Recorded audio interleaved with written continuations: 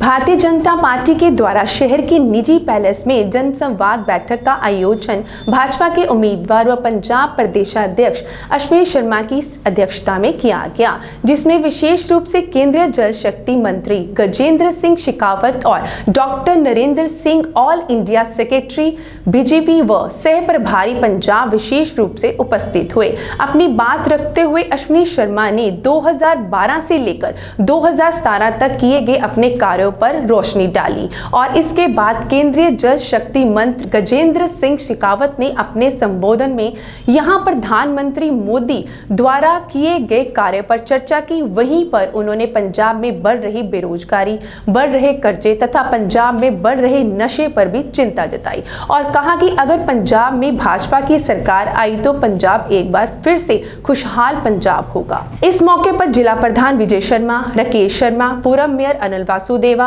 नरेश वडेरा, professor Dinesh Sharma, professor समरिंदर सहित अन्य गणमान्य व्यक्ति मौजूद रहे। जनता पार्टी के समारोह के समर्थन में आज ये यशस्वी कार्यक्रम आयोजित किया, जिसमें पूरे क्षेत्र के सारे गणमान्य लोग, ऐसे सारे लोग जो अपने आप में एक संस्था हैं, वो सारे लोग एकत्रित आए हैं और भारतीय जनता पार्टी को समर्थन देना ऐसा उन्होंने सुनिश्चित किया है। मैं ये मानता हूँ कि आज पंजाब की यदि कोई आवश्यकता है तो जिस तरह से 2014 में भारतीय जनता पार्टी और नरेंद्र मोदी जिस तरह से देश की आवश्यकता थे लोकसभा के चुनाव 2014 के समय में, आज पंजाब की आवश्यकता भारतीय जनता पार्टी है। भारतीय जनता पार्टी नीति सरकार पंजाब में बने, आर्थिक रूप से खोखले हो रहे इस पंजाब को वापस आर्थिक रूप से हम प्रगति के पथ पर ला सकें।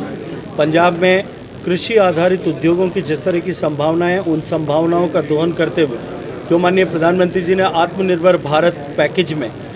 एग्रो बेस्ड इंडस्ट्रीज़ के लिए जो 1 लाख करोड़ रुपए के अंशदान की अनुदान की बात की थी, उस निवेश को यहाँ पंजाब में लाया जा सके। पंजाब में जिस तरह से इंडस्ट्रीज़ का ड्रेन आउट हो रहा है, क्योंकि पंजाब से छोड़ करके उद्योग और कल कारखाने जिस तरह से बाहर जा रहे हैं, वो कल कारखाने वापस पंजाब में लाए जा सकें, ऐसा इकोसिस्टम पंजाब में वापस स्थापित किया जा सके कि पंजाब में नए रोजगार जो है उद्योग धंधे लगें, ताकि पंजाब में रोजगार के अवसर बन सकें। पंजाब जो आज आतंकवाद की आग में पुनः धकेलने के जिस तरह के पंजाब को प्रयास किए जा रहे हैं, उनको रोकने की दृष्टि से काम हो सके और एक मजबूत इरादों के साथ में एक मजबूत सरकार और मजबूत प्रशासन पंजाब में आए, ताकि जिस तरह के माफिया राज, चाहे वो ड्रग माफिया है, चाहे वो गन माफिया है, चाहे वो रेती माफिया है और चाहे वो शराब माफिया है, वो सब माफिया जो यहाँ पंजाब में फैले हैं, इनका समाधान करने की अपेक्षा केवल भारतीय जनता पार्टी से की जा सकती है। क्योंकि ऐसी सरकार जो दिल्ली में खुद लिकर के शराब के जो है परोसने के लिए काम कर रही है और जिनके नेता की जो है वो फ़ोटो और वीडियो आप सबके चैनल्स में जो है नशे में झूमते हुए दिखाई दिए, उनसे नशा मुक्त पंजाब की उम्मीद करना बेमानी है। पंजाब का भविष्य यदि कोई बना सकती है, ऐसे मौके पर पंजाब में यदि किसी की आवश्यकता है तो वो भारतीय जनता पार्टी की है। मुझे लगता है कि भारतीय जनता पार्टी के सामने जो कोई भी चुनाव लड़ रहा है वो सब हमारे लिए प्रतिद्वंदी है और मैं ये नहीं मानता कि आम आदमी पार्टी कोई बड़ा प्रतिद्वंदी है, लेकिन जिस तरह से वो प्रचार के माध्यम से अपने आप को प्रतिद्वंदी बनाने का कोशिश कर रहे हैं, दिखाने का प्रयास कर रहे हैं। पिछले चुनाव में भी उन्होंने इसी तरह का एक पिक्चर पोर्ट्रे करने का काम किया था। आप मीडिया के साथियों के जो सर्वे थे उसमें भी शायद 80, 90 और 100 तक सीटें दिखाई दे रही थी, लेकिन पंजाब की जनता ने उनको नकार दिया था। एक देश के किसान, देश की कृषि क्षेत्र के भले के लिए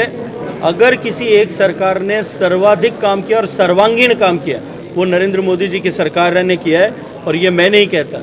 जो किसान आंदोलनों के समय में या किसान की राजनीति करने वाला या कृषि क्षेत्र में काम करने वाला हर एक एक्टिविस्ट जिसका नाम लेता है वो डॉक्टर स्वामीनाथन, उन्होंने खुद ने अखबार में लेख लिख करके ये कहा कि सबसे ज़्यादा काम अगर किसी ने किया है, सबसे ज़्यादा सकारात्मक निर्णय किसी ने किया है, सॉइल हेल्थ कार्ड से लेकर के प्रधानमंत्री कृषि सम्मान जो है किसान सम्मान निधि तक, किसानों के कल्याण के लिए जितनी योजनाएं और जितनी आवश्यकताओं की पूर्ति के लिए काम देश की सरकार ने नरेंद्र मोदी जी के नेतृत्व में किए, अब तक किसी ने नहीं किया। भारतीय जनता पार्टी में ये परंपरा नहीं है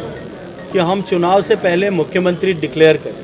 भारतीय जनता पार्टी जहां पहली बार चुनाव लड़ती है, सरकार बनाने के लिए लंबे अंतराल के बाद में चुनाव लड़ती है,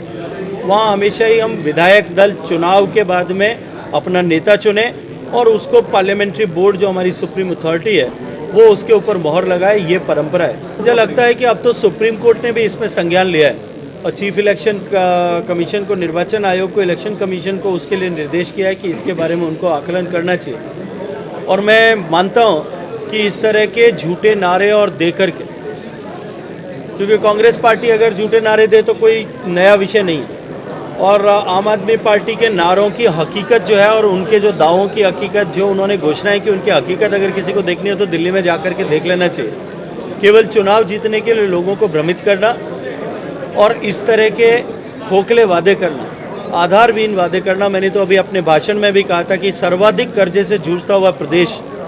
जिसकी सबसे कम ग्रोथ रेट है, वो प्रदेश में इस तरह के आकर के वादे करना, मुझे लगता है कि ये प्रदेश और प्रदेश की जनता और उसके भविष्य के साथ में धोखा करना। फास्ट वे पठानकोट की हर खबर को सोशल मीडिया पर देखने के लिए आप fast way news Pathankot YouTube channel, Facebook page को लाइक कीजिए, ट्विटर और इंस्टाग्राम पेज को फॉलो कीजिए और fast way news Pathankot YouTube channel को सब्सक्राइब करना ना भूलिए।